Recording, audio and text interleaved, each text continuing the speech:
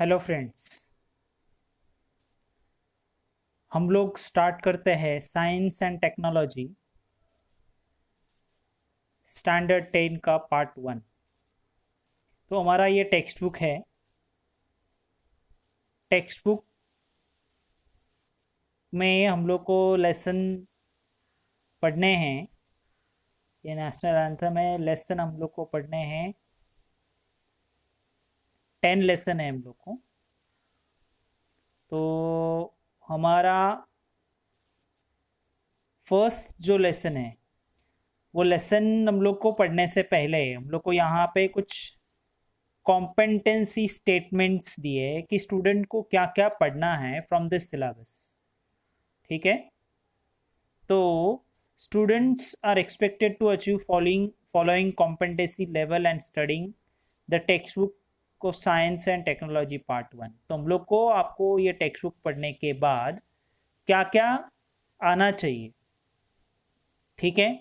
तो सबसे पहले फिजिक्स का हम लोग को कुछ पार्ट दिया हुआ है। फिजिक्स में हम लोग को पढ़ना है मोशन, फोर्स एंड मशीन्स। उसमें आप लोग को क्या आना चाहिए, तो यहाँ पे लिखा हुआ है to be able to explain the scientific reason behind various phenomenal on the basis of relationship between the gravitational force and motion। तो आपको ग्रेविटेशनल फोर्स एंड मोशन के बीच में जो है रिलेशंस है उसको आपको अंडरस्टैंड करना है। साइंटिफिक रीजंस उसके स्टडी कर रहे हैं।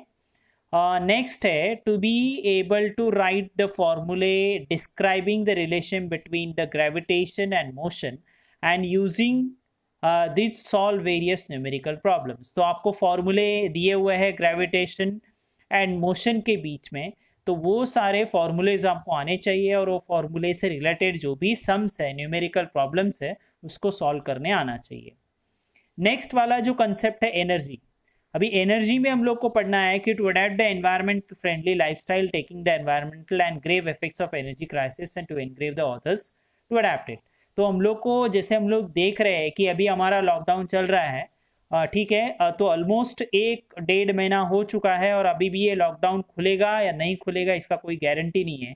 तो हम लोग को एनर्जी क्राइसिस तो होने वाले हैं और जो भी सारी चीज़ें बंद है तो हम लोग को अपनी 5 जो चीज़ें हैं उसको संभाल कर यूज़ करना है और उसी में से कम यूज़ करके ज़्यादा से ज़्यादा हम लोग उसको लॉकडाउन को कब तक अभी ये खींचेगा ये किसी को पता नहीं है अब तक, लेकिन हम लोग को अभी कंटिन्यू करना है। सो नेक्स्ट पॉइंट है to prepare and use the repair the equipments based on energy. Energy के हिसाब से अलग अलग इक्विपमेंट है उसको हम लोग को यूज करना है। फिर लॉज ऑफ करंट इलेक्ट्रिसिटी है और draw conclusions based on them. Electricity के बारे में हम लोगों ने लास्ट ईयर भी पढ़ा है, तो उसके कुछ लॉज है, ओम्स लॉ वगैरह जो है उसका कंक्लूजन है, उसको हम लोग को आगे पढ़ना है।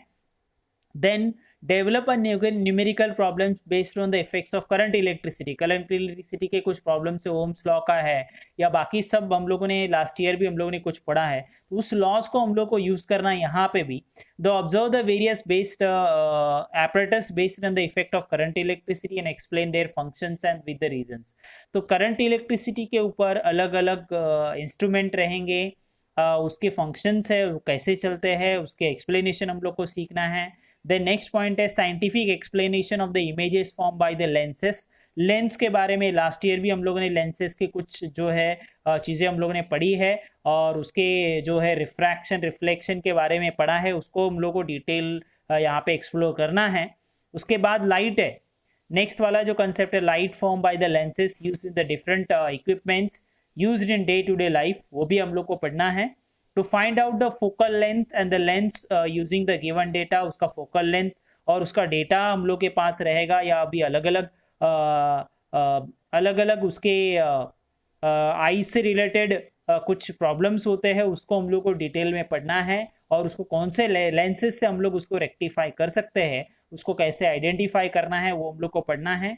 To study the effect of vision of human eye and the remedies. To draw the neat level diagram of human eye का डायग्राम आपको ध्यान से पढ़ना है। ठीक है। नेक्स्ट हम लोग का जो टॉपिक है substances in our use, daily life में हम लोग कौन सी चीजें यूज करते हैं। जैसे अभी आप लोग को लॉकडाउन स्पेशली अभी चल रहा है, तो इसमें हम लोग को पता चल रहा है कि डेली चीजों में हम लोग को किसी चीज की सबसे ज्यादा जरूरत है, किस चीज की हम लोग को सबसे ज्यादा जरूरत नहीं है। To explain the systematic classification of elements and the position of periodic table हम लोग को पढ़ना है। लास्ट ईयर भी हम लोगों ने पढ़ा था, और मैंने आपको 20 जो है 20 एलिमेंट्स कैसे लर्न हैं उसके बारे में भी मैंने आपको बताया है। To identify the type of chemical reactions and to the components to verify the chemical reactions experimentally to draw the conclusions। तो एक्सपेरिमेंट से रिलेटेड है केमिकल रिएक्शन, हमारा सेकेंड लेसन है, उसमें केमिकल रिएक्शंस अलग अलग है, उसके कंक्लूजन्स कैसे करने हैं, क्या करने हैं, उससे रिलेटेड हम लोग को पढ़ना है। To verify the properties of carbon compounds को हम लोग को एक लेसन है, कार्बन की अलग अलग प्रॉपर्टीज से अलग अलग केमिकल कंपाउंड्स है, ऑर्गेनिक कंपाउंड्स जिनको हम लोग बोलते हैं, उससे रिलेटेड हम लोग को पढ़ना है। To take a proper care of the performing experiments of handling apparatus considering the effects of chemical reactions on the human health. तो हम लोग जब भी केमिकल रिएक्शंस पढ़ते हैं, केमिकल रिएक्शंस करते हैं, तो उससे हम लोग को बहुत सारी चीजें पढ़नी है। जैसे अभी ये लॉकडाउन में आपको पता चल रहा है कि ये जो कोविड-19 वायरस है उसका कोई इलाज नहीं है, लेकिन इसके ऊपर अभी साइंटिस्ट लोग भी कोशिश कर रहे हैं। तो वर्ल्ड के लगभग कुछ 8 ऑर्गेनाइजेशन है उसके ऊपर काम कर रहे हैं, और हमारी पुणे की सेरम कोई एक फार्मास्यूटिकल कंपनी है, और वो उसका वैक्सीन जो है वो बनाने जा रही है, और वैक्सीन शायद वो अभी सितंबर तक आ जाएगा, लेकिन सबसे ज़्यादा प्रोडक्शन कैपेसिटी इंडिया का ही है वैक्सीन का। तो वो भी एक वर्ल्ड जो है वो इंडिया की तरफ एक देख रहा है, तो उसको भी हम लोग को उससे रिलेटेड, तो ये एपरेटस कैसे हैंडल करने हैं वो सारी चीज़ें भी हम लोग को पढ़नी है।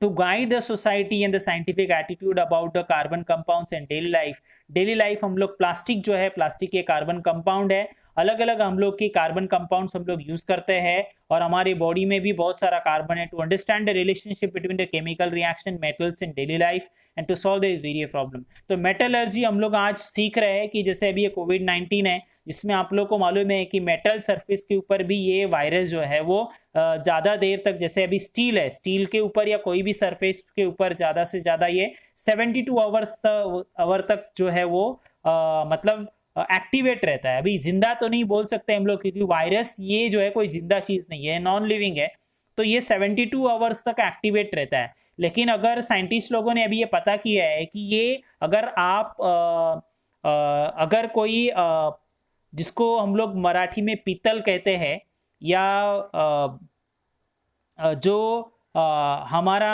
जो एक मेटल है जिसको कॉपर मेटल बोलते हैं या तांबा बोलते हैं, ये जो मेटल है इसके ऊपर ये जो है ये ओनली 4 आवर्स तक जिंदा रहता है। तो अगर आप पानी पीते हो तो ज़्यादा से ज़्यादा पानी आप पीतल के या तांबे का जो कॉपर का आपका बर्तन है उसमें स्टोर कर लो, और 4 घंटे के बाद 8 घंटे के बाद उसको यूज़ करो, तो आपको पीने के लिए बहुत अच्छा है, उसमें कोई वायरस नहीं आएगा। To understand the relationship between the chemical reactions और मेटल्स के बारे में।